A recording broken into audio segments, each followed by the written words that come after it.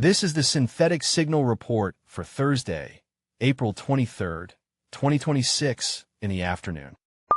Today's analysis examines the supply chain compromise of the Bitwarden command line interface and a confirmed data breach within a French government agency. We investigate the capabilities of Anthropic's Claude, Mythos preview to autonomously weaponize software vulnerabilities and the release of OpenAI's GPT 5.5. This report also covers a new federal fast track for breakthrough medical devices and the deployment of capacity oracles in blockchain design. Finally, we look at the use of neuromorphic networks for thermal anomaly detection and a police investigation into weather station tampering at Paris Charles de Gaulle Airport. Security researchers at Checkmarks have identified a persistent supply chain attack targeting the Bitwarden command line interface, known as Bitwarden CLI. The campaign involves the distribution of malicious packages through the NPM registry that mimic legitimate development tools. These packages are designed to intercept sensitive data, including authentication tokens and vault credentials, as they are passed through the command line. This is a critical development for professional development environments where the Bitwarden CLI is integrated into automated build pipelines and secret management workflows. The attackers utilize typo squatting and dependency confusion techniques to trick systems into pulling compromised code. Once executed, the malware establishes a persistent connection to an external server to exfiltrate session data. This incident highlights a growing vulnerability in the tools developers use to manage security, as the utility itself becomes the primary vector for credential theft. An official government agency in France has confirmed a significant data breach after a threat actor offered to sell stolen records on a prominent hacking forum.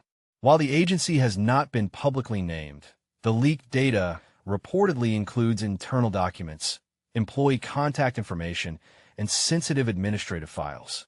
Technical analysis of the breach indicates that the attacker gained access through an unprotected gateway in the agency's cloud infrastructure. The hacker claims to possess thousands of files containing personal data of French citizens, though the agency is still assessing the full extent of the exfiltration. This event is an update to the rising trend of targeted strikes against European public sector infrastructure, emphasizing the continued risk of legacy systems connected to modern cloud environments. This is a signal from the future. Anthropic has released a preview of its latest model, Claude Mythos, which demonstrates the ability to autonomously identify and weaponize software vulnerabilities. Unlike previous models that required human guidance to generate code, Mythos can navigate complex software architectures, such as operating system kernels and internet infrastructure, to find flaws that thousands of human developers have overlooked. The model is capable of turning these vulnerabilities into functional, working exploits without expert intervention. This marks a shift in the cybersecurity landscape, as the speed of vulnerability discovery now outpaces the traditional cycle of patching and deployment. While Anthropic frames this as a tool for defensive research and automated red teaming, the capability reveals a new reality where the barrier to creating high-end cyber weapons has been effectively removed. OpenAI has launched GPT 5.5, a fully retrained agentic model that focuses on computer-based autonomy. This follows the release of GPT 5.4 just last month, representing an accelerated development cycle. The new model scores 84.9% on the GDP-Val benchmark, which measures the ability of an artificial intelligence to complete multi-step tasks across coding, research, and data analysis without human supervision. The technical core of GPT 5.5 is its ability to operate directly within terminal environments and complex software suites. It achieved 82.7% on Terminal Bench 2.0, indicating a high level of reliability in executing shell commands and debugging large-scale code bases.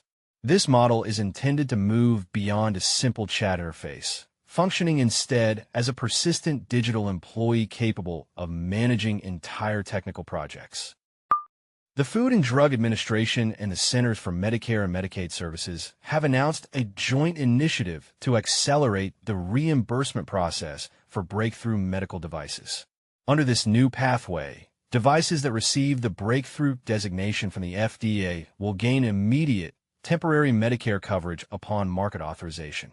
This is a structural change intended to reduce the valley of death between regulatory approval and commercial viability. Historically, medical device manufacturers faced years of delay in receiving reimbursement codes, which often stifled the adoption of new technologies. By aligning the approval and payment cycles, federal regulators aim to bring life-saving diagnostic and therapeutic tools to patients significantly faster. Researchers have introduced a new design pattern for blockchain protocols called capacity oracles. This framework relies on a delegation verification model where specialized, high-performance nodes perform computationally intensive tasks, while a larger set of participants verifies the output.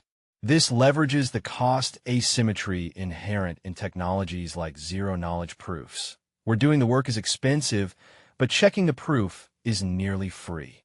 This development addresses a fundamental bottleneck in decentralized networks. By using capacity oracles, protocols can process high volumes of data without requiring every node in the network to have massive hardware resources.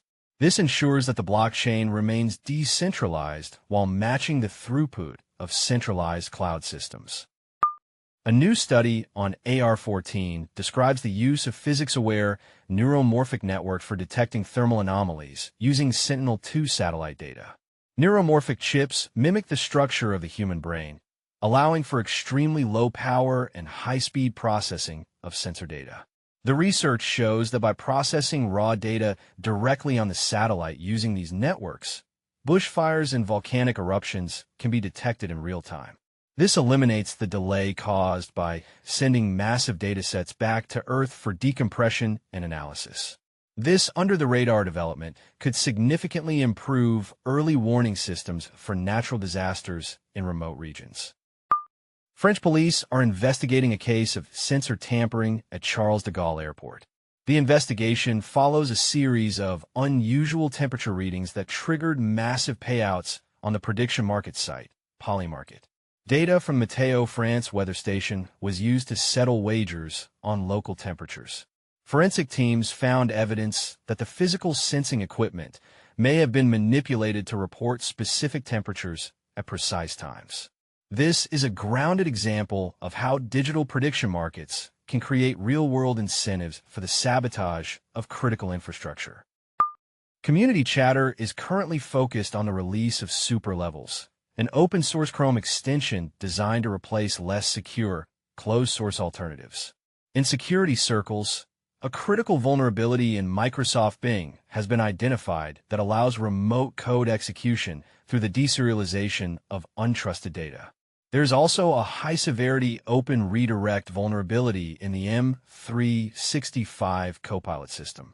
Users of Claude Opus 4.7 report significant frustration, as the model has become overly restrictive in filtering legitimate coding requests. Meanwhile, the first confirmed case of ransomware using post-quantum cryptography has been identified, signaling that attackers are preparing for a future where standard encryption is no longer effective. Finally, the OpenClaw platform is facing multiple high-severity flaws, including an agentic consent bypass that allows models to silently disable security approvals. This concludes the synthetic signal report for Thursday.